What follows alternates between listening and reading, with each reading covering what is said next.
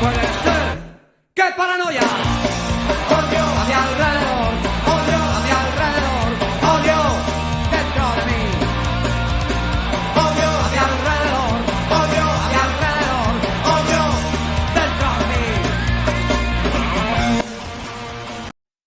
Get involved now. Be on the right side of history. Be on the side of good. Wear the white hat.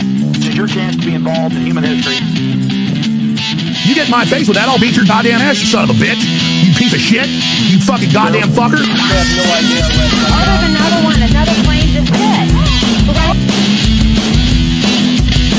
Obama is an MK Ultra puppet because they need a one world government. Oh, there's another one. Another plane just hit.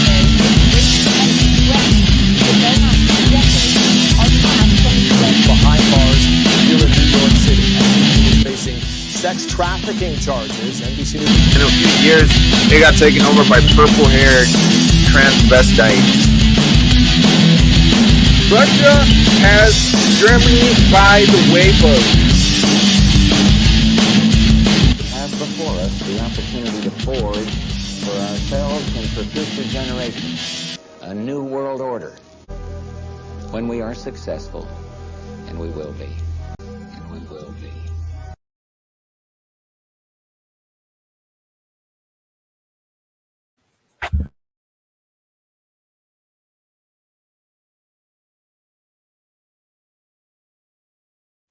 The South Side is live. Welcome back. Late night transmission. So the camera is actually not cooperating right now. So I'm going to play an intro video and then I'll see you guys on the other side. I just don't know what the heck, man. I mean, so yeah, let me play this video from, what's his name? Anderson or Henderson? Harrison. X3. Let me play this video at InfoWarsStore.com. Learn about and then I'll see you guys. So let's not waste any more time. Let's get right into it. Here it is, your daily dispatch.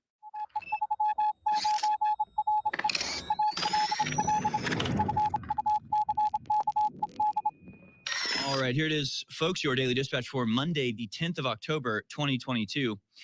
PayPal backtracks on fining users for misinformation, calls it an error. Oops, oopsies, whoops, did we say that? Our bad. Oh, gosh. Just an accident. PayPal has walked back a policy it published that would have fined users of its financial services $2,500 for spreading, quote, misinformation. After much backlash, the platform against the platform for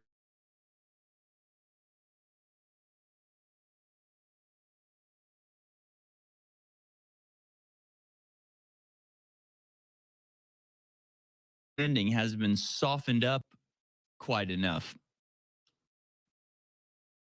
It's pretty incredible. We'll get into this a little bit more as well. Talk about maybe who's influencing some of PayPal's policies in this regard. But it's sort of like, yeah, this was an egregious overstep in terms of what the people who are there to help facilitate transactions using your money are going to do once they have their hands on your money. It's really absurd, right? It's just like they're there as a bank, as a store of wealth that facilitates easy transaction. It's like once they have it, they're like, why shouldn't we keep it?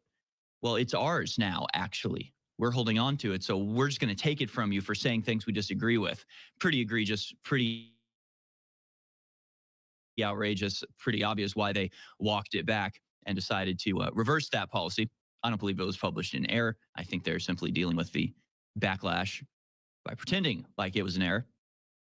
But this is not the first time that PayPal has had these types of policies in their terms of service. In fact, they're one of the worst when it comes to protecting free speech. They routinely ban people from their service for not complying to the official regime narrative.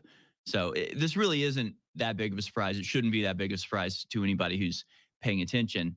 It's just that they're a little far out over the reins, as they say, pushing a little too hard, being a little bit too obvious. So they're having to roll that back.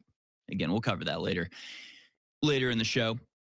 Meanwhile, we have this report, which is spread pretty virally over the weekend from InfoWars.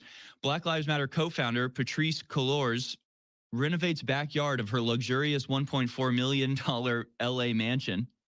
Black Lives Matter co-founder Patrisse Cullors has recently been busy making pricey renovations to the backyard of her luxurious $1.4 million mansion, according to a report. Photos from the Daily Mail show that Cullors, a quote trained Marxist, has installed a brand new sauna and garden outside of her ritzy house located in the Topanga Canyon neighborhood of Los Angeles. Again, it's just worth reminding everybody that they have perp walked Steve Bannon in front of the media, arrested him, charged him with crimes for daring to have a charity where the people running the charity paid themselves a salary. This is being portrayed as some sort of case of fraud. How dare you raise money and then only use 90% of it towards what you said you were going to use it towards. Meanwhile, Black Lives Matter has just straight up stolen hundreds of millions of dollars, and they will never be charged for it. But yeah, it makes sense. How are you going to fight the power without a jacuzzi? I mean, how are you really going to stand up to evil white supremacists if you aren't doing it from a shaded gazebo? I mean, these things are necessary in order to bring about equity and equality. They have to have the hibiscus plants in just the right place. Just one of her mini mansions, by the way. Just one of this woman's mini mansions around the world. Just complete fraud, scam artist, and establishment tools. It's just hilarious. It's amazing.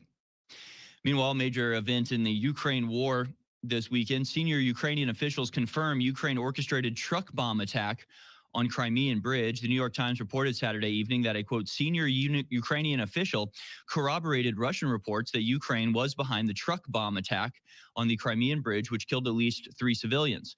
The blast and fire sent part of the 12-mile Kerch Strait bridge tumbling into the sea and killed at least 3 people, according to Russian authorities. A senior Ukrainian official corroborated the Russian reports that Ukraine was behind the attack. Backwards everything is. Yeah, it's one of these stories that just touched Sunday. The tweet was up one miss blue-haired outcome, and then it'll be removed. Thousands of marchers taking to the streets. Okay, welcome back, ladies and gentlemen. I thought that video was going to have more on the PayPal situation, but we will be breaking it down. PayPal forced to remove the stupid, retarded dictator communist policy where if they claimed you spread misinformation, or if they say you were being a hater, literally, they will fine you $2,500 and they would just take it out of your account if you say something they don't like. So let me remind you, just a few weeks ago, we were talking on the show about what was it? There was that one, somebody said that if you're a man and you don't like dating trans women, which is basically men wearing dresses and lipstick, if you won't date those ugly ass losers, you are a hater, and that's violence towards the trans community. So if you're not having sex with these mentally ill freaks, you're guilty of a hate crime. That's what they're saying. And PayPal says, we're going to take your money. Woo! Joining me now to break this all down, Mr. Westwood. Yeah, it's just a crazy ass. What are your first thoughts when you found out about this PayPal situation? I thought back to an article I probably should have grabbed. Hold on. All right, no worries. Everybody go subscribe right now. Decide what side. We are now back on YouTube. Revolver. Don't put your hopes on that. Rumble is the way to go. Support Rumble. Yeah, go ahead. So, Revolver News. This is August 12th, 2021. PayPal's unholy alliance with ADL opens the door to massive security breach. So this story, Damn. so just the first paragraph. For years, the debate over big tech and the threat to freedom has centered most prominently on free speech. At stake, it's whether or not conservative populists, any free-thinking, independent-minded individual who objects to our regime-corrupt ruling class will be allowed to share their views on Twitter, Facebook, YouTube, and even whether they will be allowed to create alternatives without being holded out of business. So PayPal's Holdings Inc.,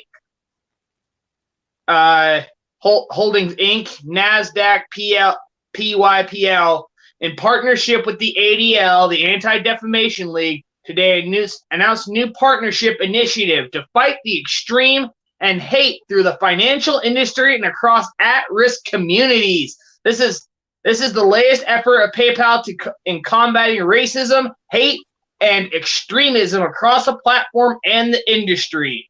Through this collaboration, PayPal and ADL have launched a research effort to address the urgent need to understand how extremist and hate movements. I got cut off. All right. Anyway, supports criminal activity. The intelligence gathered through this research initiative will be shared broadly across the financial industry and with policymakers and law enforcement. So that was all the way back then. So I kind of saw this coming in a way. You know, this was their trial balloon. Everybody needs to remember, oh yeah, we beat PayPal. Woo, see, they had to back off. They're just going to come back a few months from now and just do it. And then it's not going to be a big news story because everybody's like, oh, I heard that story already. And it's just going to be. It's just going to happen. And it's the ADL. How dare you say anything different? That was my thought. Yeah, my camera's not working, so Oh, okay. bear with me, people. So they probably do things. They probably are tied into, who knows, because that was a later report that Revolver did. If they're tied into the Integrity Initiative, and this is a UN NATO funded group that has offices all over the world, and they're there to make sure that hate and extremism doesn't spread across the internet, and they have their people use social media to inject what they want to say. And they'll call it, countering misinformation, of course. Hey, I'm not. Hey, you're a racist. No, I'm not. Oh, well, the Integrity Initiative said so, and they're funded by NATO and everything. They're approved of by the ADL. How dare we? And most companies, people need to realize, most companies and most people, they just, the ADL. Oh, okay. Well, I heard about it, because they'll hear about the story. They'll hear the ADL is okay with it. They'll wonder who the ADL is. They'll hear the name, and they'll hear the news bite of, they fight anti-Semitism and racism and extremism across the world. They sue, and they're legal initiative or whatever. And everybody watching their stupid cable news box, they'll be like, oh, well, that makes sense. I guess that's what they do. And then you have to prove to them that the ADL is not trustworthy, even though they have no reason to trust the ADL in the first place. Wait, it's weird. So you're saying they teamed up with the ADL, which is basically a leftist, like a communist, anti-free speech people. Yeah, right. They always say they're the ones that just all they do is accuse people of being haters and racist. Yeah, that what I just read was the statement of PayPal and ADL. So they're doing this, and they got to make a financial statement about it. Yeah, let me go over the facts real quick here. So what happened, let me see here. So they updated their user agreement, which stated that for each violation of basically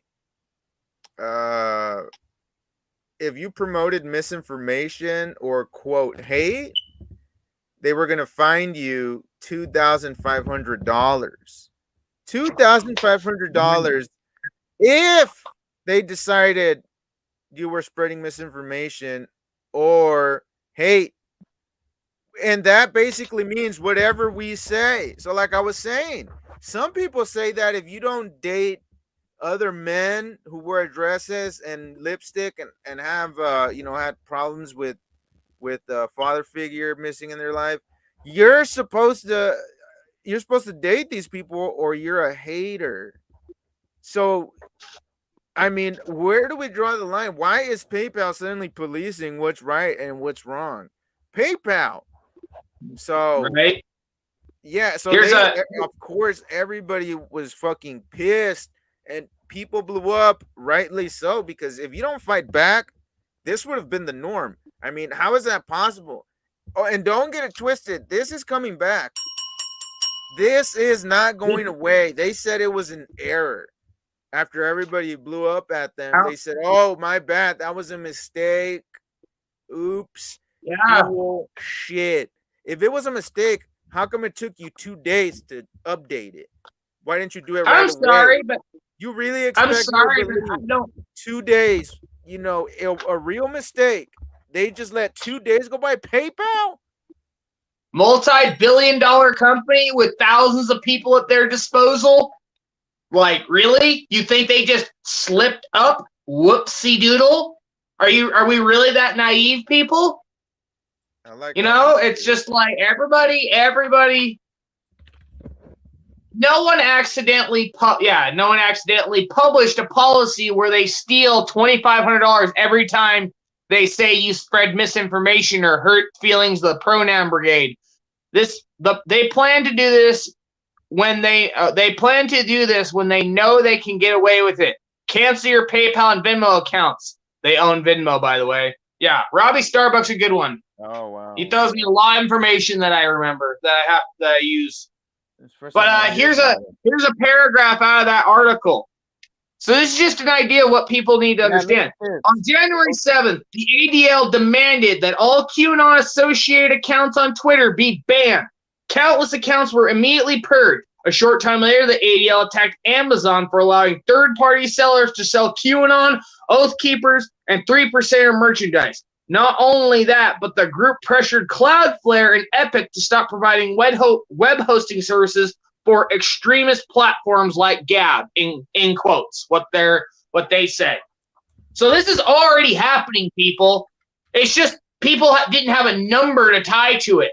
But it's like you realize people like Gab, people like Nick Fuentes, people like Laura Loomer, tens of thousands of dollars of theirs were stolen. Nick Fuentes had $500,000 just taken out of his bank account after January 6th. Didn't even do anything. No files charged. No charges filed. Anything. He didn't even get on their radar. When he got on the no-fly list, he was like, could you tell me why? Have I done something? They're like, nope, we can't tell you why. And you might have done something. I don't know.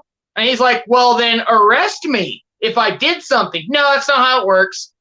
So Nick Fuentes is on no-fly list, and he got $500,000 taken from him. And it's like everybody, nobody gets it. Nobody cares because it's Nick Fuentes. Who cares, right? Again? I missed that part. Say that. Say that. $1 million. Nick Fuentes got $500,000 taken out of his bank account. $500,000. 2,500? Y'all freaking out about 2,500? They've already taken hundreds of thousands of dollars from people. Really, Joe Biggs? He couldn't get an account with Chase. Laura Loomer can't get an account with Chase, and her gun rights are taken away for no reason. She can't get a gun in Florida. Like, are you kidding? And she can't afford security. She's not allowed to have a gun. Let's zoom out a little and And look at the bigger picture. So right now everybody's pissed off at PayPal. They've already been doing this type of shit for a while. This has been happening. I mean, you don't think it's weird that Facebook, Lyft, Uber, Airbnb, PayPal, Indeed, I think, even like Gmail, all these people can just say, we don't like you and we don't like what you say, so we're just gonna dump you and make it just ban you from the internet, basically. This is the precedent to the mark of the beast, which is coming, which the Bible says no man will buy or sell unless you have the mark. They are setting us up for a system of evil. This is a new world order. You literal Christians, no, it's not going to be an actual brand on your forehead or on your wrist. This is people need to stop thinking too literally. This is going to be, you're marked by the system because you complied. You are a mark. Well, you are marked. It is a physical mark. Well, I'm just saying, literal Christians, they're like, until the mark's on my forehead or on my wrist, I don't believe it. It's not the mark of the beast. It's like, well, I mean, even if you don't believe it, it's like they're still doing it. But it's just like I think a lot of people in America, a lot of the I didn't grow up in an English church, so I don't get the whole lingo bit. I think it's seminary, wherever they train the priests. Those all got taken over by pretty globalist type people, and they've been training people in twisted doctrine. You know, that's where you get the whole pre-trib, where they tell you that, you know, nothing bad's ever going to happen to you because God will just take you away. I don't remember God teleporting people out of Germany during World War II. Just saying. It's just like, and then what happens? You get those priests like that one Lance sent us in all the pink and with the drag queen next to him. Yeah. And it's like, that's what you get, people. That's what you get when you just are open and Christian, you know. It's like, I understand being Christian, but being Christian does not mean you accept everything. You like, oh no, right. God still loves you. God still loves you, but you're doing wrong and you need to knock it off. Sorry, but God loves you. You're wrong. You're wrong, but God loves you and knock it off. Like, I don't get why that's so offensive to people. It's like all these churches want to be popularity contests. Like, I've never been a religious guy, but I never thought that's what that was.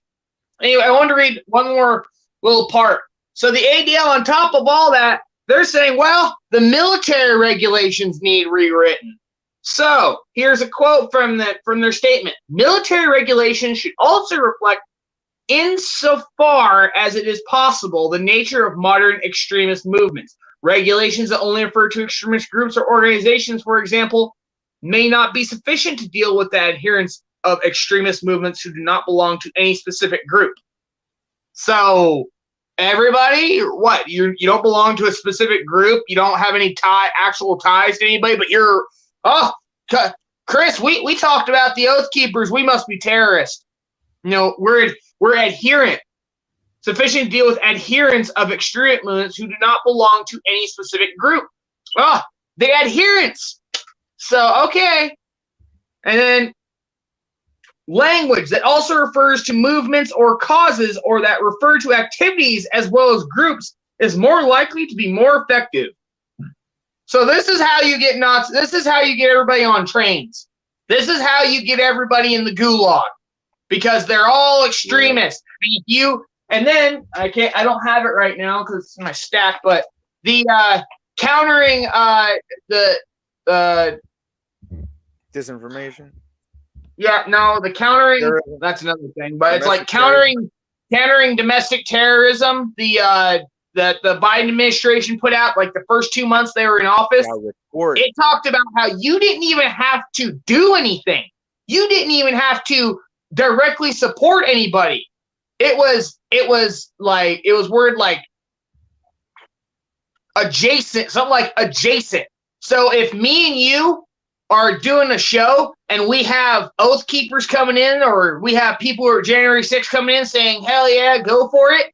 We've just become co-conspirators. We must be providing, it's like providing material or Yep. like, We need to see not material support, material, non-material, and it's like pretty much they're calling us propagandists for extremists if you don't do what the and it's all if you don't do what the establishment says. And we don't part of follow that the is if group you don't thing. like the COVID restrictions, or if you don't like what the administration is doing. You if don't you're like the against money the being sent to administration, Ukraine? huh? You don't like the money being sent to Ukraine, the vaccines. You disagree with any of that, you are locked out of the system. And people need to understand. And the military needs to take care of you. Yeah, it's like a frog boiling, because they know if you throw a frog, because they have frog legs in the South or whatever. If you throw a frog in there and it's hot, it's gonna jump out. But if you warm it up, it's like a hot tub, and as you heat it up, they fall asleep and they pass out, and then they just die a painless death. So it's a win-win. And everything they did in communist countries, they're going to do that here, except now they've got high tech, and everybody's got a cell phone, so they can track everybody. They know what websites you visit, so they know you're at InfoWars every day. They know you're looking up at Steve Quayle's website. So and they're spying on you through the flip phones too, people. And just the so you know. Alexas and the Series and all these things. So they know who people are. You think they just turn those microphones off in your car? Right. Vault 7, don't forget. And Right. The social credit score that they have in China, that is what they're planning for here in the US. That, if you want to understand where they're taking this, that is where they're trying to take things. And they're setting it up to where you're a conservative, you don't go along with the trans shit, you don't go along with, getting 3 boosters every month, you will get locked out of the system. You won't be able to have a job. You won't be able to, go to school.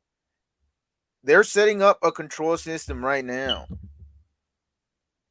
Yeah. I was going to say about the PayPal thing. David Knight was mentioning this too. This article. PayPal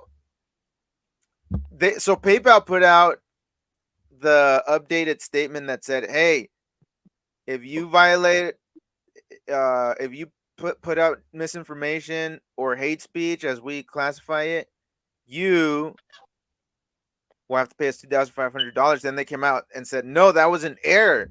So people are saying, okay, so since PayPal put out misinformation, are they going to pay every single one of the users $2,500? You know what I'm saying? Is PayPal going bankrupt? You know what I'm saying? Does that make sense? Right. They put out misinformation themselves by doing this. And here's somebody's tweet on it. PayPal's backtracked on published policy. Looks like PayPal spread misinformation about itself. Maybe they should pay a $2,500 fine to all of us. I definitely agree with that. So here's another part. The last part of their statement. So they're talking about extremists, and this is in the same blurb as the military part about the military. Some activists argue that prohibition should be more sweeping because, in their view, even interactions with extremist groups in online forum, for example, constitute active participation in potentially violent movements. And, quote, it's not so much their opinion, it's them being involved with other extremist groups. involved. What? That's a very ambiguous term that someone can just torque to wherever they want. Said Mark Pitakavage, an expert on domestic extremism at the Anti-Defamation League, which tracks hate groups. So they're saying, they're telling you right there, no, it doesn't matter. You know, it doesn't matter if you've done anything. It's just interacting with them. You know, but it doesn't count when the FBI interacts with domestic terrorists and eggs them on and gives them bombs and has girls sleep with them to get information and has their federal agents smoke pot with them because, you know, that's federally legal for a agent to do, I guess. You know, it's like, so no, they're not domestic extremist terrorists, but me and you are for making a YouTube video that some extremist likes. Yeah. You know, we're the bad guys, Chris. We're the ones that did not, you know, it's not the news showcasing all the school shooters and glorifying them that's causing the mass shootings. It's me and you talking about it. Yeah, like, it's like so. It's like Alex so Jones, all this stuff. You know, all this stuff. $8.5 billion. Crazy. So you know all this stuff is untrue because everything you list that they say we do, they do. Their group does. The others, the globalists do it. So that's just telling you, it's breaking your mind psychologically. Remember, everybody, anytime you hear anything, anytime you see anything, anytime anything happens, it's a psychological operation. Everything, even PayPal announcing this and pulling back, it's a psychological operation. Yeah. Every time you see the media pushing really hard in one direction, that's when some major bells have to go off in your head. And you need to know I see if they talk. Yeah, you need to know that this is all being coordinated. I mean, I'm pretty sure you've seen that video where they've got all the news anchors from different cities in the US, and it's like a compilation where they're reading the exact same script for like 5-10 minutes. Just a bunch of people. It doesn't matter what city you are, you're all getting the same script, but it's being presented as local. And these people are just reading what's being handed to them. Who's coming up with the script? Probably the Defense Department or something. I know who. Who? You can look it up. Avid Media. They're the ones, the teleprompter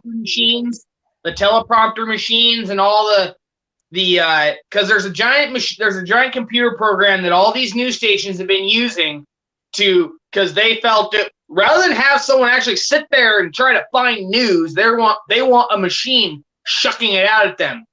So Avid Media is contracted with all these Fox News, CNN, MSNBC, CNBC, all your local channels and everything. That's and creepy. They literally load up what's supposed to be on the teleprompter. They load up what the schedule is supposed to be, and the people at the house just do it. And they think, and everyone there thinks, oh, well, you want to get all the right news and relevant information, so therefore you go to Avid Media, the trusted name in media for the last 40 years. So therefore, they just do it.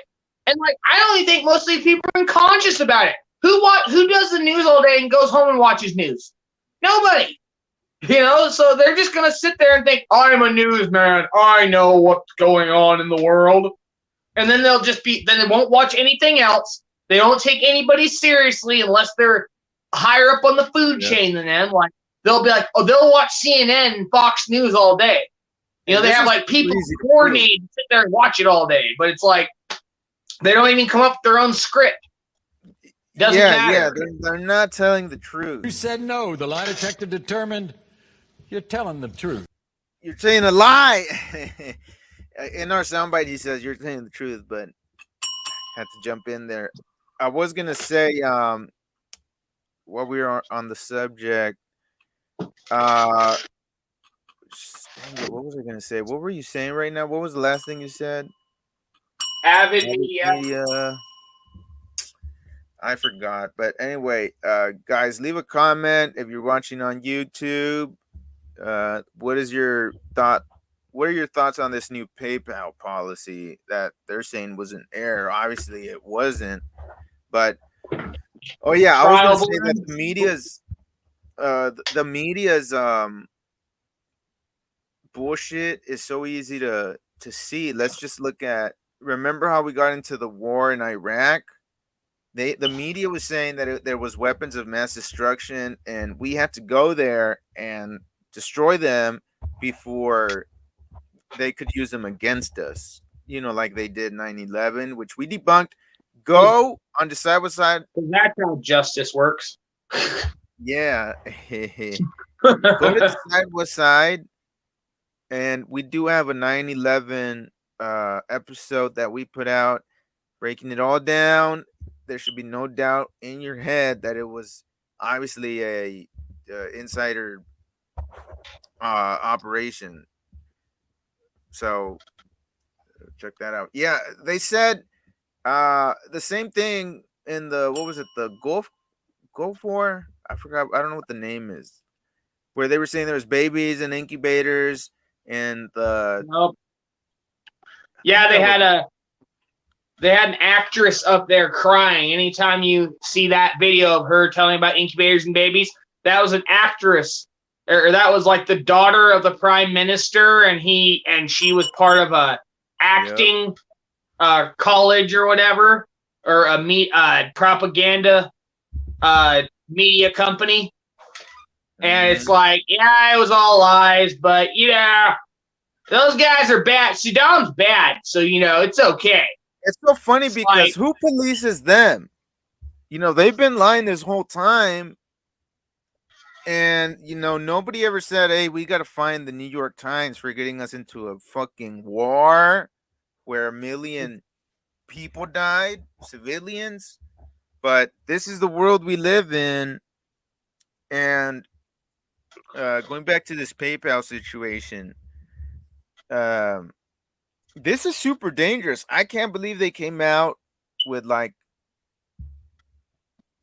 they came out and literally thought they could get away with this. $2,500 if we say you were spreading misinformation.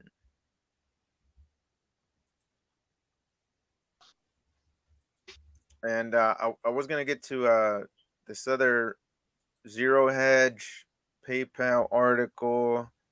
Give me a second to find it. Hold up.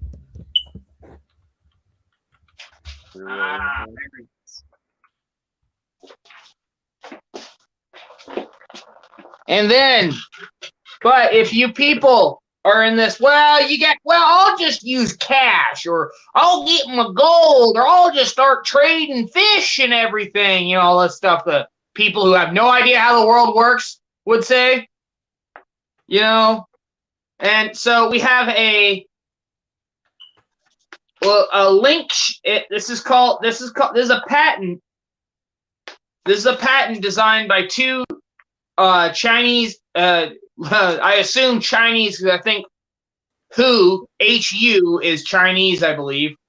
Bo Hu and Wen Junhu, and they're both from Yale University. That's not suspicious at all. And this patent, link share device-centric control for concurrent and continuous mobile cloud interaction. As in, you're never going to be unhooked from the cloud. You're always going to have a social credit score. Nobody's ever going to escape it, because then we can figure out carbon footprints, of course. And then you have everybody get ready to look this up. International patent 2020-060606. International patent. That's a Bill Gates patent talking about making you into an Internet of Things, and then you get cryptocurrency behind it and everything. And then, guess what? PayPal's going to have control of the cryptocurrency. It's just so much better for the environment and security and everything. You have to have it. PayPal doesn't like what you said. You don't get no more money. You don't get to have anything. You don't get to do anything. You get to be a slave. You can live. It's not going to be you're going to die if you don't do this. It's like, oh, cool, you just can't get food, can't get water, can't get heat, can't get this. People aren't even allowed to have you in their business or else it hurts them. Hey, remind me to get to show a video of the Chinese credit score and how it works over there, because we need to show you guys where this is going. Because I mean, Go ahead. guess, I'll look it up in a second. But yeah, this whole woke thing is, if you're a liberal, you should be worried about this, because the government is basically saying, well, the government is not enforcing things, but these corporations have so much power and influence, and basically in many cases monopolies. So it's not the government, but it might as well be the government, although I think PayPal was probably set up by the CIA, just like Google, maybe.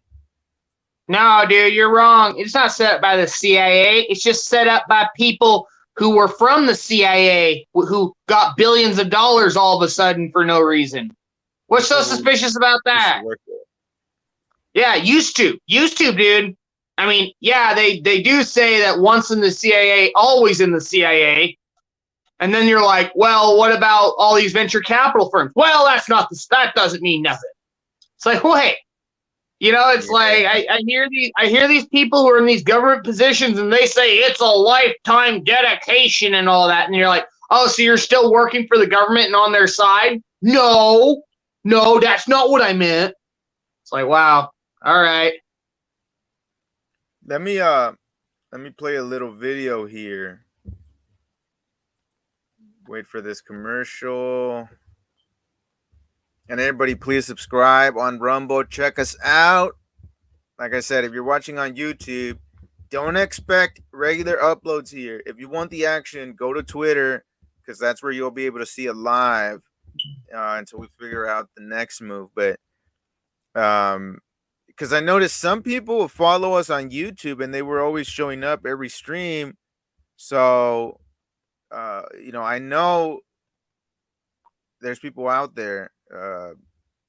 So let me play this video 20th here on the potential central bank digital currency, CBDC. Is it at all interesting to you that they're even considering this kind of thing? I used to think that it's just basically waffle. It's meaningless because as it exists, the dollar is a central bank digital currency. Right. The vast majority of dollars are digital, and but I think the way that over the last couple of years I've changed my mind on this. I think this is there's some serious substance behind these ideas, and what they mean effectively is the disintermediation of the banking system and giving everybody an account at the Federal Reserve. This is kind of the really dangerous idea, and I think this is enormously significant. Effectively, as somebody who's lived in the Soviet Union, what this is the return of the Ghost Bank on a global scale with modern technology. So under the Soviet Union, there was something called the Ghost Bank, or the People's Bank, and that was the only bank in the country. And you had an account with the national bank, and if you said something wrong, your money got terminated from the Ghost Bank. Now imagine that combined with the power of digital technology. And you can see that this could be an enormously powerful technology, really, because if banks are out of the picture, then we change the fundamental reality of fiat as being the creation of money through lending, and then it becomes the creation of money truly by fiat, by government fiat. It's like we have money that is pieces of paper, and every time we've had fiat money that was just pieces of paper, it collapsed very quickly. With the current system, money is credit, and the creation of credit is restricted to some point, and the creation of credit is self-correcting. I discussed this in the fiat standard. If the central bank allows banks to create too much credit, that creates a bubble, and then there's a collapse in the money supply, which prevents hyperinflation from happening, because the money creation is self-destructive, it's self-correcting. So you end up with an average of like 7% per year increase, because you have 10% for 5 years, and then you get negative 20% for 1 year, and it's correcting. But now if you get rid of the credit creation mechanism and it's just assigning money directly, we're likely going to get much faster inflation, And I think that's obviously a huge problem, and perhaps the even bigger problem is the Wait a second. enormous. Is this thing relevant? Because the title made it seem like it was relevant, but I don't know if it's going somewhere else. You think I should keep playing it or nah? Yeah, it's all right. We can stop. Okay. Yeah. It was supposed to be about the credit score. Here's one that is not very gets to the point. Has inflation got you feeling your money is slowly wasting away? Just watch this a few minutes.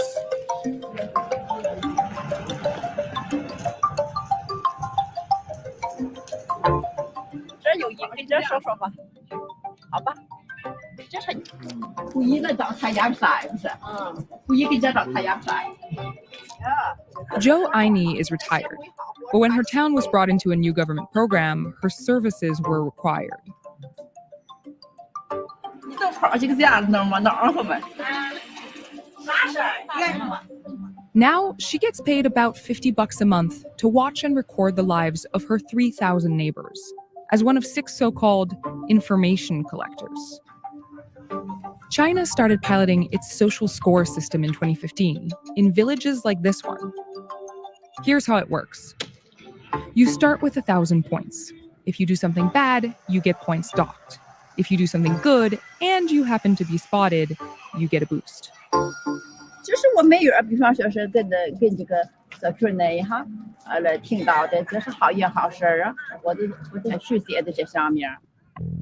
These journals, filled with tales of neighbors helping old people or seen leaving trash in hallways, end up in a local office. A government employee gives each entry a score. The results go public. 这是我们村的王教授，这个了保洁员哈，写到了钱包哈，但是他就马上就送到了这个哈成就会哈，为了大事业哈，人家了戏剧哈，找里面进去，这不是找这面进去送到聚会哈，表扬他吸引部门哈，凭借了高下。 On top of that, he got this didn't pocket the money he found trophy. Raising his score could mean more money later, with lower interest loans and discounts on utilities and rent. 你看，我们现在是那个社区里的邻里非常和睦，没有一个是邻里打架。 Neighbors get along very well now. There's no fights. Life is good. Everything's okay. Wang Fengbo thinks the system isn't just about the points. It works because people want to save face. 一个是这个喝酒回家。What was it? People want to save face. Yeah, that sucks because People Chinese are big about that. No, it's like people want to save, and the government will come and kick their door down. They won't be able to find food. They won't be able to travel. Won't be able to pay their bills. But it's because of saving face. That's why. Yeah, y'all should check out the full video. It's made by Vice. It's like so, no, they're trying to cast it in a good light. It's like if I held a gun to everybody's head and told them to be good, I could make them be good. This is the problem. It's just like people thinking the drug war is going to work. Well, you want people to stop doing drugs, you punish them for doing drugs, so therefore it's going to work every time. Durr. It's like, cool. It doesn't work for a child. So I don't know how you're expecting adults to do that. But it's like, regardless, it's like you don't get to tell me what is socially cohesive. Maybe it's not socially cohesive. Everybody's just mad at each other, and you're going to have Ping Zhao burn the whole building down. You know, maybe he's actually not happy. He's just faking it. You know, but he's going to burn the building down with everybody inside. Everybody gets along so well now. Yeah, it's like if I just threaten my kid to drown them every time they're bad, they're just good. It's weird. I don't know if y'all caught that part where they were like, if he raises his credit score, he could get a better job. He doesn't have to be a fucking trash sweeper. So because of what some apartment Karen thinks determines his future. This is the Karen with power, people. Just Like imagine. this is a character. Yeah, Sorry, go this ahead. is bad. This is bad, but it'll be worse in America, and I'll tell you why. China doesn't promote gay shit and pedophilia and mental illness as normal. You know, when people have mental issues and they think they're something they're not, China doesn't say, "Oh, very good. Let's throw you a big party." You know, I'm pretty sure your credit score goes down if you're like trans over there. But over here, it's gonna be like, oh, you don't want to date Lactatia, you know, the drag queen who's 56 years old. Well, you're being hateful. We're gonna cut your pay in half. You're not gonna be able to get a job here. In the good neighborhoods, you know, you can only work third shift. That's where we're going. If you don't go along with this gay shit, which nobody agrees with, everybody understands it's totally been taken out of control, you know, with letting 8-year-olds cut their huevos off. I mean, you know, I think we should all be in massive protest, but we didn't do anything.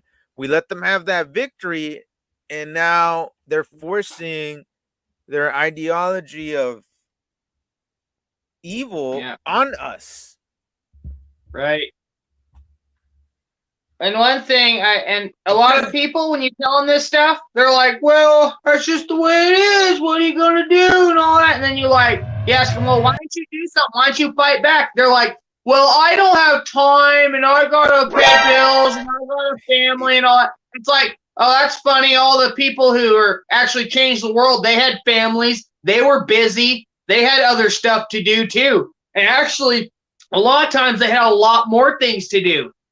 Because everybody has to have their hour of chill time before work or before going to bed. Then they have to have their 8-9 hours of sleep. And they have to have I don't want to be bothered with nothing in the morning. Can't just leave. I gotta get my day started. It's just like we're all freaking, everybody around me is a freaking baby. It's like, I need my time and all. It's like, have you guys ever has anyone ever done anything for 3 or 4 days and gotten a few hours of sleep? Like got to crash at 2 a.m, wake up at 4? Everybody needs to do that a few times for a couple weeks, and then they can realize how much time they actually have. You know, how much they can actually pull off. Because frankly, I think everybody's just lazy. Even the people that work an 8-9 hour day every day, they're lazy because that's all they want to do. Unless it has to do with their toys, like their cool motorcycle or something. Then they'll spend 10 hours rebuilding that thing, getting all obsessed over it, spend hundreds and hundreds of dollars, cruise around on their motorcycle. It's like, okay, so you do have time to do something, you just don't want to.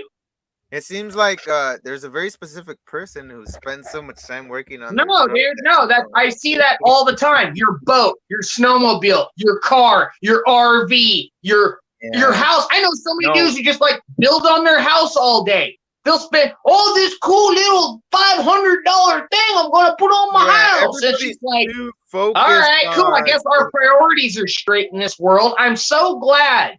I see dudes roll by my house every day with their RVs and their toys hooked to it. But everybody's struggling. I've been told everybody's struggling, and people can barely survive. That's what I've been told. People seem to find money to do all kinds of stuff. Bad the situation really is. You know, if people really knew, but we've got a situation where the media is keeping everybody in. The problem is that everybody knows the media is bullshit, and they will tell you, I don't trust the media. I don't trust what the media says. That's what they'll say. Everybody says that, leftist and conservative. But they still like to believe the media when it's something they want to hear. So when the media is saying this is the strongest economy ever, literally Biden's own words, when they're saying, no, this is not, it's not really a recession, you know, even though you know, the definition just changed for the first time in decades of what a recession really is, because nobody wants to hear that. That's where we're at. So people need to start facing the truth. Decide if you what side. Decide the truth. If you think there is a recession and it's not transitory, your social credit score goes down and PayPal fines you $2,500. Bam. In your face. Okay, cool. I guess we all want to live in that world. You know, maybe people can squeeze out a couple more vacations and build that one last sports car before they get everything destroyed. You know, I'm sorry, all you boomers and everything. Sorry if you're listening, but you trade your country for a cool car and vacations. You got all that cool stuff, and you got to live life and be happy and travel. All it costs you is the entire country's future. Boomers Good for give you. themselves too much credit. They feel like they established everything when they were just living off what the past generations built up, and the system was good. And I guess they were just lucky to be born on a period of upswing. You know, when the economy was going up, because we had just come out of a 40-year cycle of basically zero growth, or not, lowered, what's it called, lessened economic activity. And there's another 40-year cycle that, well, I guess there was a Great Depression. So we got out of that rut. Everything was going good. We had just won World War II.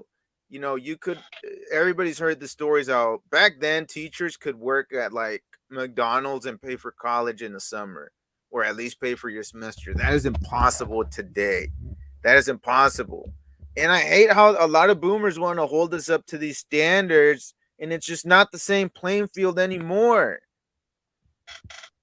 I honestly don't really take advice from people of the last couple generations. Honestly, I'm at that point. I'm like, unless you're talking about all the right stuff first, talking about Jekyll Island and the Federal Reserve and all that, and talking about I honestly don't really have any respect for your opinion, because all you did was I like to put it this way, Leslie. That's half our audience, man.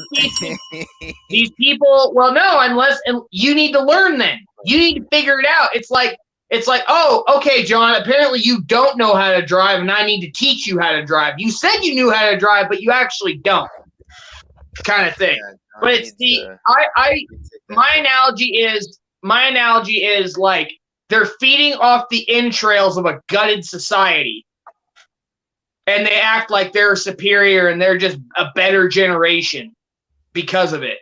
It's like, no, dude. You had $1. You had less than $1 gas. You could buy a Trans Am for $10,000. You had a house for $50,000, a nice house for $50,000 with a couple acres of land. You know, you had that to work with. Sorry, you don't get to tell me that I'm lazy at this point. It's like if I got 10 times the money I did, I wouldn't be lazy. But a lot of us don't really see the point. Why should I work hard just so I can pay for a boomer's 401k? That's what I feel like all these boomers want. They just want us to pay for their stuff that they've signed up for, their Social Security and their 401ks. We just got to keep that going for them. Yeah. You know, who cares if we never have a 401k? Who cares if all our money's worthless? They got theirs because they paid into it. You paid into a scam, and now you expect me to pay for your stupid mistake. Damn, Wesley, full of passion right now, breaking it down. I'm sorry, I really have no sympathy for people, the Gen Zers and boomers. I really don't. Well, let me say this: the boomers established the system that we're living in now. You know, we didn't give ourselves computers growing up, and we didn't give ourselves all these cartoons, and you know what I'm saying? We were just living in the system set up by them. You came here before us. So it's just funny because they complain, and I'm like, well, you guys created the world we're in now. Yeah. This generation is just messed up. This generation's lazy. And then I'm like, who raised us? Who set up the world? And then they're like, they don't want to talk about into it. a lot of the things that today are not good, you know, like the prepackaged food, fast foods, and the materialism. Microwave. Wait, not what? caring whether or not a radio signal hurts you. Oh, You know, yeah. they don't care. They got theirs. They're getting theirs, People and they used to just feel want like, theirs. as oh, long as you're a they can have pussy if it. you complain about, you know, this Yeah. and this. Okay, now you find out glyphosate gave you cancer. So, who's a pussy now for not I wanting to use Roundup? I would pull myself up by my bootstraps, but they taxed me and I had to sell my bootstraps because you wanted a 401k. You know, that's what I like. Honestly, I'm not even mad at people for buying into the scam initially. Just back off and go, whoa, this is a scam. We need to get out of it. I don't want nothing to do with it. I'm not going to push for it. But they're all just like, well, I paid into it. I should get my stuff. And they all get all up in arms about not having the government pay for everything. But then they'll call you and me lazy you'll call me and you lazy for whatever, for not busting our butt at scrubbing tile all day. For $5.50. Right. It's like, if you don't do that all day for a quarter, you're just lazy and entitled. It's like, yeah, well, you getting paid a quarter for that job when gas is 5 cents, you know, all your groceries are 20 cents. Yeah, you even know, though yeah. they earned it's a little different. Numerically, like the numeric value of the wage was less than today. Because today, you know, people are earning double digits minimum. The percentage of their money, the percentage of their income that they spent on food was way, way less. It was like half of what it is now, or even less. Does that make sense? Right. My mom, just in my lifetime, when my mom took us shopping, I remember about a little more than $200 worth of groceries was 2 carts full. Like, it took all I had, my little body, to push that cart around the store and make it turn. And that was like $200. Sometimes she'd get away with like $195 or something. And she could guarantee $200 every time. Now, dude, my wife just brought home 2 boxes of groceries because they don't allow us to have bags anymore. Thanks. 2 or 3 boxes like this big full of groceries. And a bag of like hamburger and chicken and everything from the butcher, $200. It's ridiculous, dude. Bacon, before all this COVID crap, bacon was $6.50 a pound. Now it's like almost $9 a pound. Bacon is supposed to be the cheap cut. Bacon is like 10% of a pig is bacon, I believe, or 20. I don't know. It's like Right, and they're just doing their best because they have specialty smoked and flavored bacons, and they don't want to increase the price that much. So now steaks are $2 more. Dude, if they have tomahawks there, I want a tomahawk, but the thing's $75. What? And then you better cook that right. Better know what you're doing with it. Right. Not just a steak on a bone. But anyway, but it's like, we're just, regardless, it's just like, are you kidding me? Milk is like $4.50, $5 almost. It was $1.50 when I was a kid. Like, it does that. No, apparently that doesn't matter to the boomers. That doesn't even matter. They're like, well, you just don't appreciate what you have. You know, it's like, well, you know, cool. And it's just like, it's just like this whole thing of everybody wants to be the crab. Everybody has to be a crab in a bucket, dude. I swear. Disappointed in humanity sometimes. Sometimes. Yeah, I was gonna mention while we're on the topic of economic difficulties, man, I have noticed. Let me just say this: I was at Costco. A 50-pound bag of sugar is $32.99 now. A few months ago, it used to be $24. $32, over $30 for a 50-pound bag of sugar. That's ridiculous, dude. Yeah, it used to be cheap. It's sugar.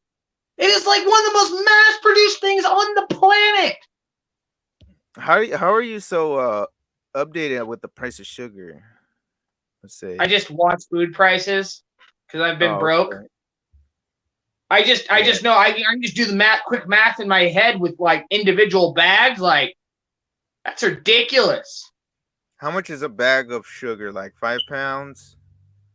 5-pound bag, that's probably around $3 or $4, which is ridiculous. That might be because it has to be packaged individually. But it's like, dude, Yeah. And olive oil, Costco has these big 2-3 liter, so it's 6 liters total of olive oil. It used to be like $18. It's like $30 now. I'm also thinking Costco. Costco, people. This is not like Chris is not going to the Louis Vuitton of grocery stores here. He's not buying the most expensive sugar Costco or oil. does have some nice stuff though. They're pretty. They good have at nice stuff, yes, but it's just like he's not doing that. It's like, and like people think, oh, whatever, $30 for some sugar. That's a lot of sugar. It's like once you realize how much sugar is used. Yeah, and how much it used to be. This is like a third more, or it's like 50% more, almost headed there, 40% more. It used to be $24, now it's $32.99. In farming terms, you know, sugar cane, how far apart it has to be? Yeah. 1 inch, inch and a half, if that. So it is very easy to produce sugar. Very cheap to produce sugar. So the fact that it's going up so high is bad. What?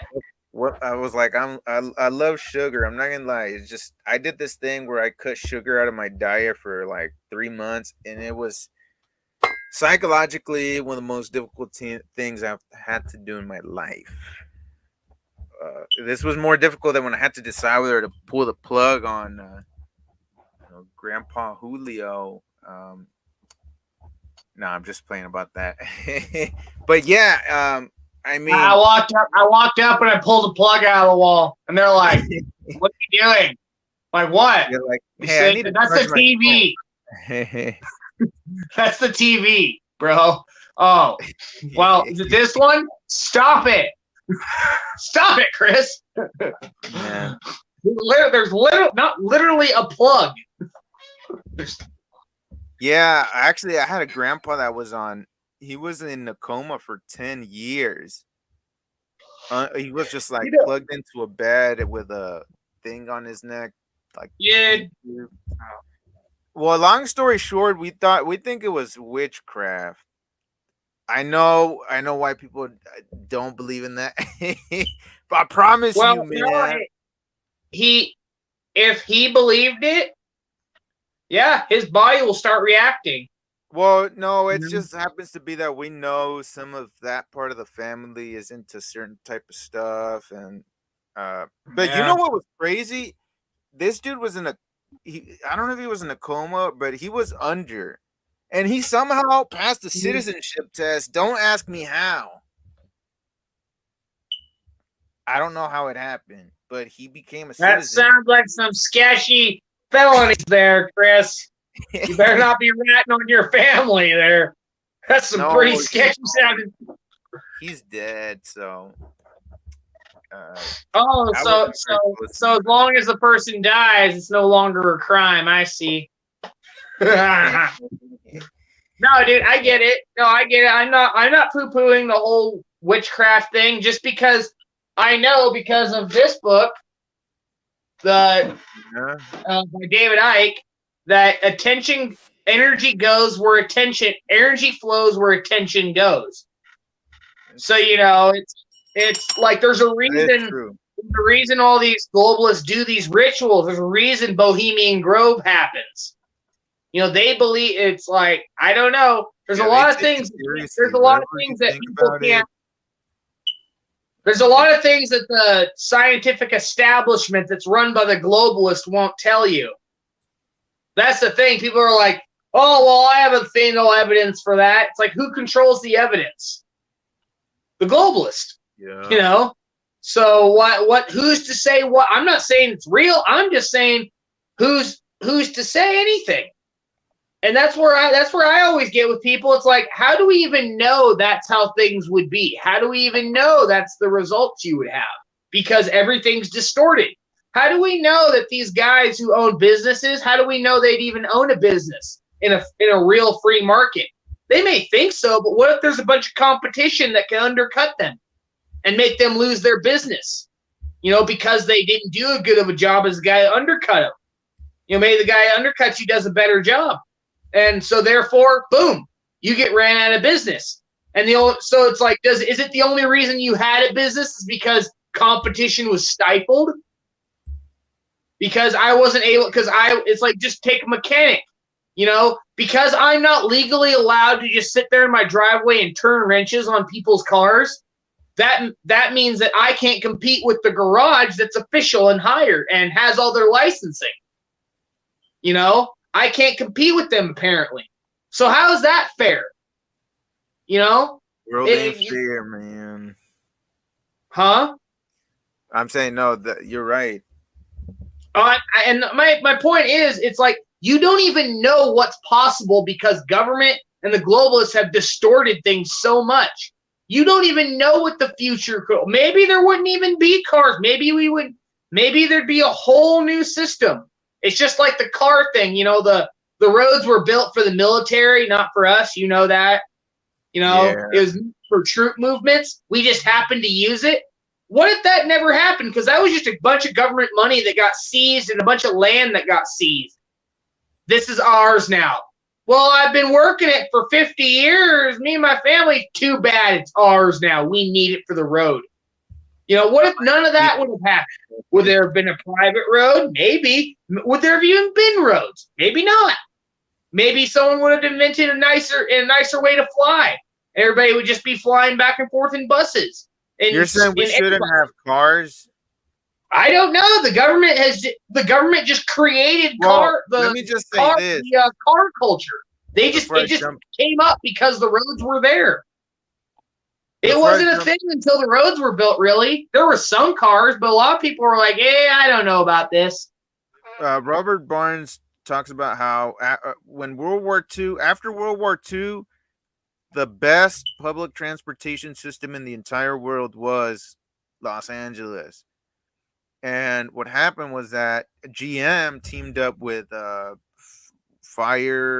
what's it called? The tire company Goodyear and a bunch of other businessmen, and they basically conspired to turn LA into a car city because they knew if LA becomes a car city, America becomes a car country. So they bought up the independent railroad tram system that used to operate and was super effective, moving people and keeping cities walkable, scaled to human size. And they took it apart and destroyed it. Some of them they sold or they bankrupted things, just made them inefficient. And today, America, I mean, it's just not. There's a lot of good things about cars. I like having a car and driving around, but it did take a lot away. I think it chipped away at the humanity. Right now in my area, there you go on the freeway. You have to go. There's a freeway area and then a highway area where the people from the freeway jump on and go to all the strip mall labor colony businesses like McDonald's and all that. It's like all that is on the highway, and dude, it is not hospitable to people. It's just long, it's hot, it's barren, cars zipping by everywhere. And it's like, so now all these restaurants, even though they're globalist owned, all these restaurants, all these business, Starbucks, the bank, a bunch of other business, the car dealerships, even though yes, kind of defeats the purpose. A bunch of the Walmart and a bunch of the other businesses, and a grocery store, they're all on that road. It is not a place that many Texas, people it's walk. too hot to go anywhere walking. Right.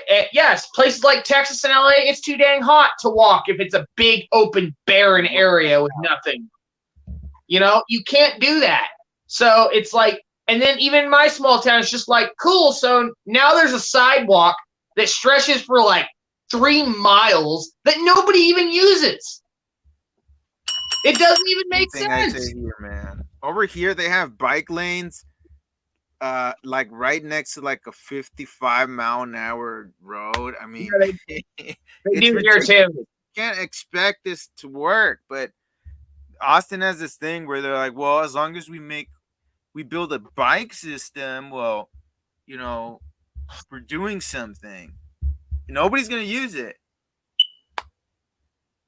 Right.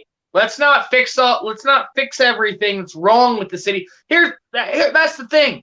If they were to fix all the problems in these cities, like if Flint, Michigan had clean water and, you know, the infrastructure was good and low crime rate and property taxes weren't high and all, I'd be like, okay, you want to make bike lanes? Go for it. I don't care. You know, it's like essentially that should be like, at least there's that attitude of, oh no, I don't care. At least, you know, the construction company will have a job. But it's just like, it's like, no, we're going to like kneecap you, make everything terrible and expensive and inhospitable, but then we're going to make a bike lane so nobody can bike. It's like the one in Detroit they just made. I was watching Crowder this morning, and his co-host Dave Landau was from Detroit. He's like, so you're going to put a bike lane in one of the most dangerous areas in Detroit, and you think people are going to bike down there? They're just going to get mugged. They're just going to get shot, and their stuff's going to get taken. You know? That's how that works. Yeah, I mean, America is getting dangerous too. If you walk in the wrong place, you will get robbed. I was gonna say, bringing up this article to wrap it up, touching real quick on the German situation, a little update. They're now talking about looking into heating up horse crap, literally horse shit, because they don't have any fuel and they're worried that they might freeze to death. Here's the article right here. Europeans hoarding wood, cleaning chimneys, and mulling horse crap as winter looms in an energy crisis. So, but they'll tell you that cutting the wood down and storing up food and collecting horse crap is bad for the environment. So you can't do that either.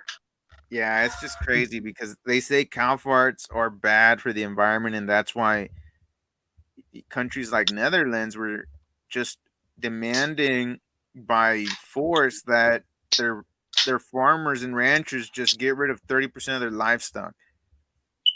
But now it comes down to, well, we got to heat horse shit or we might freeze to death.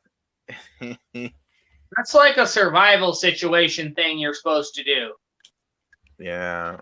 So I don't know where it's at now. Last I checked, it was like prices were 16 times more expensive for heating or something, depending on the country. And I was reading this farmer in France. He had all these what was it, celery or something that he just left a bunch of I don't know, acres of just vegetables that were so nutritious, but he knew he couldn't afford to pay for the electricity to keep all that refrigerated because it was 16 times more expensive than last year. 16 times more. So they just let the food go to waste. And these kinds of situations are happening. All the wheat production in Europe or in Ukraine lost because of the war. We're going to feel it next year, man. So I'm telling you, read this book if you want to understand why it's important to have some food. And then get you some of these, which don't sponsor us, but maybe one day. Oh, So what do you think about that? The food prices, or I mean, the energy situation in Europe. Shitty well, situation. well, yeah, that's the thing. It's like these people. It's like people are. You always wonder. It's like, okay, people are aware, but do they think? Do they play this like they play this cost benefit analysis in their head, and it always seems like the best thing to do is to keep your head down. So it's just like it's like makes you feel like, is nobody gonna care till they're about to be put to death? Are you just not gonna give two craps? Because nobody seemed to care yet. So the farmers, everything, they don't like what's going on, but they should have had this uprising 10 years ago. That's the problem. But it wasn't. When people right now, I don't know if they can stop it, and then it's like, oh, cool, we're against it. Yeah, well, the cops still enforce it, and then everybody thinks, oh, well, the cops are the good guys. They're just being told what to do, and I'm just sitting here like, all right, so if I'm ordered to do something, I have no moral responsibility whatsoever, and they're just like, well, that's not what I mean. Imagine in the future when you say we shouldn't have drag queen story time. This looks like pedophilia to me, and then you're locked out from the financial system. You can't buy wood to heat your home.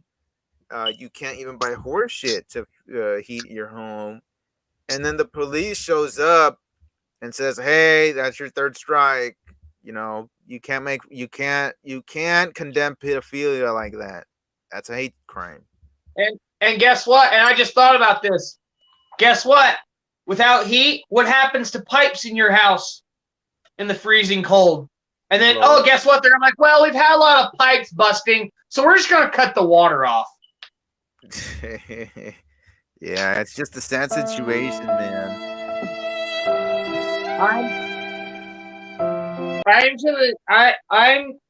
I don't know. It makes me feel like, if you don't stand up for yourself, don't expect me to stand up for you. At this point, it's like I've done this for 10 years trying to hammer this home with people, and nobody wants to do anything. They think, oh, it's not going to happen, or I'll be dead. Oh.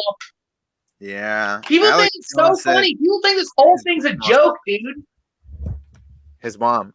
That's what I think gets me most mad. People just treating it all like a joke.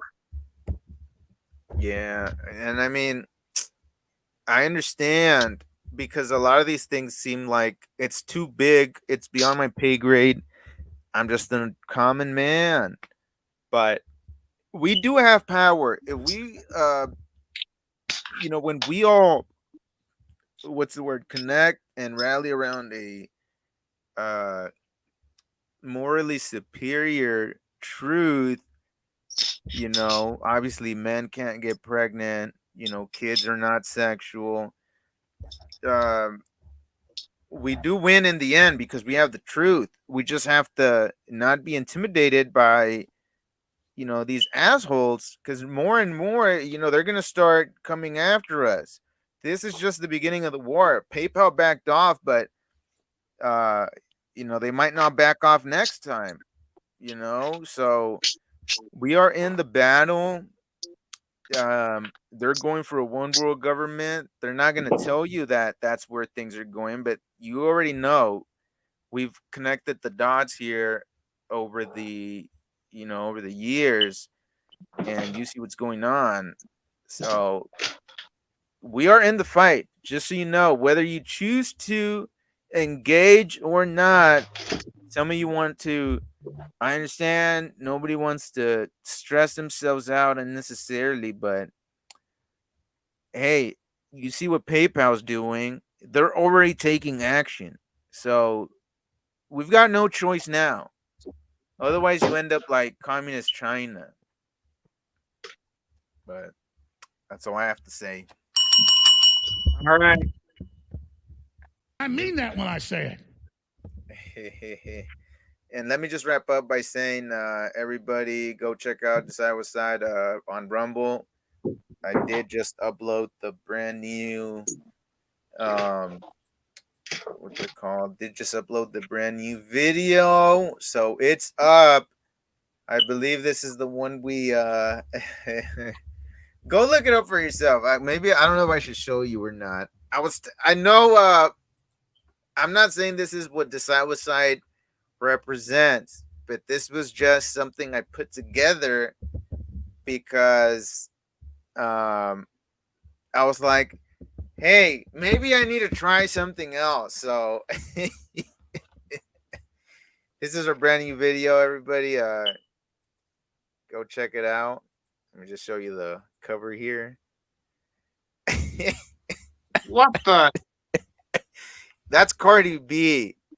But we're told that she is hey, I'm just saying because we're told that this woman is supposed to be the epitome of feminine excellence. You know, former stripper. I don't know how. I don't know how feminine you are when you have that much work done. I think you're just part plastic now. Yeah, I mean, It's like I think her DNA is like part plastic. It's like we have XY. She has like XY and the plastic symbol. yeah, no, I mean, I think it's funny because Cardi B was out there doing the interview with Biden. I don't know if you ever saw that, where Oh yeah, dude, it was. she's doing like a crazy. Zoom meeting with Biden, and then she's talking like a retard. I don't think she's dumb. I think she plays up to that. Oh, yeah, I'm so ghetto and all this shit for, for attention and because I guess it goes viral and people talk about it. But I don't think she's stupid. I think she went along with things because she thought I'm gonna get money. I'm gonna get successful. Her ghetto ratchet behavior does seem pretty fake, though. You are right. It seems very over the top and very like it's done. Like they pushed. do it. Like somebody is telling them to act this way. Like Nicki Minaj, if you go see her videos before she became famous, she was almost acting like a white girl, and she does that British accent, claiming she's some other personality. I think she's demonized. So they're not dumb. They know what they're doing when they're twerking and coming out with these like videos that they know middle school kids are gonna watch. So I was gonna say, well, go ahead. I was just gonna say, like, dude, you see middle school, you see like little girls twerking, like 5-year-olds, because it's just like, what? It's like if when I was a kid, if any of my peers were to start acting like that, it would just be you're in trouble or it's like stop that, that's inappropriate. It wouldn't be like they're dancing. Yeah, I mean, when I was in middle school, that was not seen. I mean, I don't even think it was ghetto. Trust me, there was not ghetto ass retard, dumbass people, but twerking wasn't a thing and all that. Although I will say she did come out recently and basically say we're in a recession already. Biden is screwing us over. So maybe, she had a change of heart and her conscience is starting to, mess with her a little. I don't know. Or is it just a globalist ploy? Because Washington Post came out last week or something saying that, talking about how they don't need Biden, they don't want Biden again. Maybe the signal got sent out. Just saying. Yeah, I think they're getting ready to take him out and put Kamala. I'm like 100%. I see Kamala assuming the presidency at least temporarily.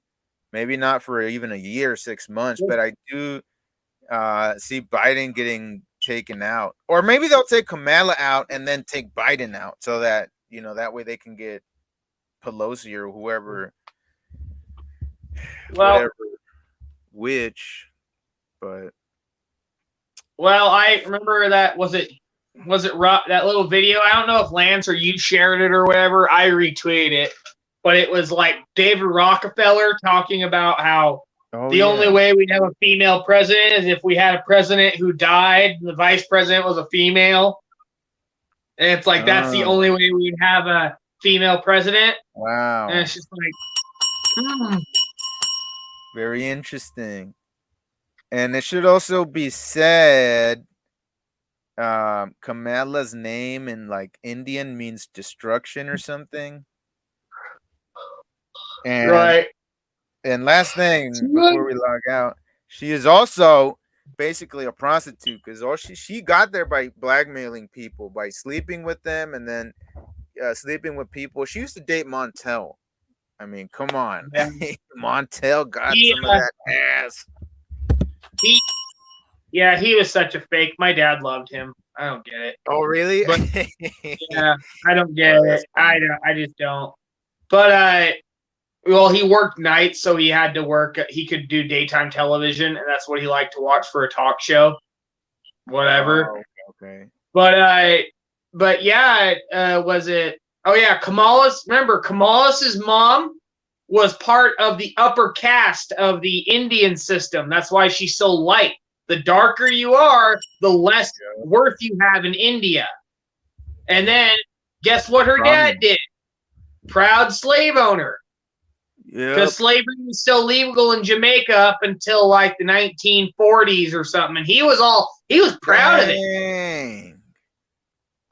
He was proud of being a slave owner. He was proud of his family being on one side of her family, you have a Brahmin, the top caste in the basically racial system in India. So her family had been running India for hundreds of years. On the other side, her dad was dominating hundreds of slaves for who knows how long. Right. Just one of the biggest slave owners in Jamaica, actually. So he had money and he had power. Right. But it's just like Ilhan Omar. Her family is like the royalty of Somalia. That's why she has light skin. Huh. So it's just like they're part of it. She's top of their caste system. It just as soon as it got nasty in Somalia and they stopped getting their money thrown at them, they stopped getting all these cars and all the food they want. They're like, oh, we're asylum seekers now. Oh, yeah, because her family was like in the intelligence agencies or something like that, right? Yeah, they supposedly have ties, but that's how it happens when you get into those big circles. Yeah, well, anyway, we'll leave on that anyway. Yeah, so everybody, thank you for tuning in. Decide what side you're on. Decide for the truth. This is our Rumble page. Definitely go check it out. A new video uploaded. This is back to the basics. Highly recommended if you need to catch up, learn where this whole thing is headed. So side with side you're on. Thank you very much. Catch you next time. Get involved now. Be on the right side of history. Be on the side of good. Wear the white hat. This is your chance to be involved in human history. You get in my face with that, I'll beat your goddamn ass, you son of a bitch. You piece of shit. You fucking goddamn fucker.